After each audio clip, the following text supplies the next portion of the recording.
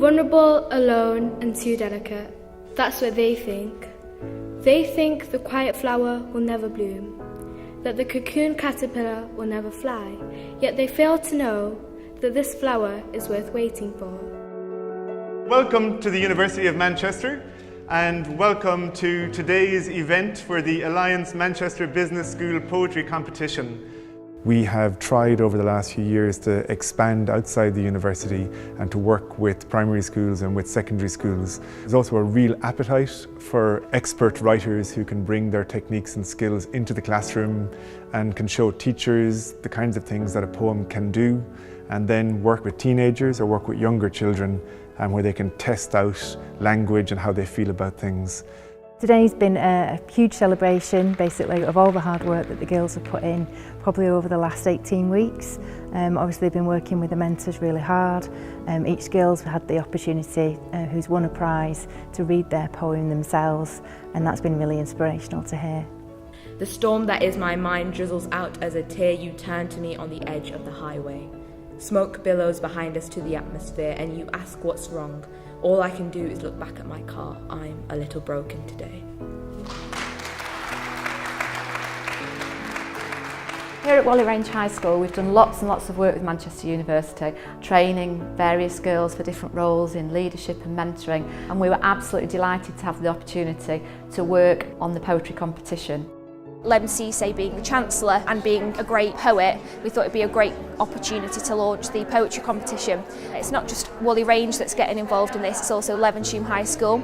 So the students have been drafting poems in part of their English classes as part of the form time, and then submitted those to PhD students from University of Manchester, and they've been organising skills clinics and workshops with those students to go through their poems.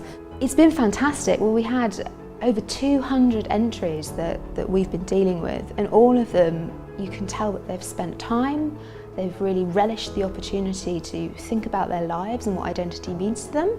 I enjoyed it a lot. I got to express my feelings.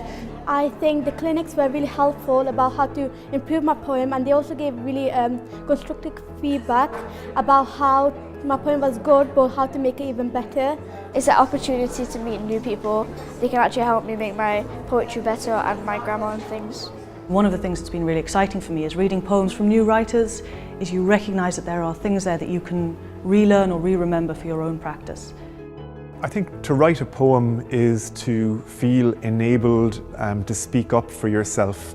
This project makes that available to these students, a place for questions to be asked and a sense that poetry can be a resource for them, not just at school, but in their life and how they think about themselves and their families and their communities and what it is to be alive now in the 21st century in a city like Manchester. I think it's been a fantastic experience for the students as well as us as PhD students.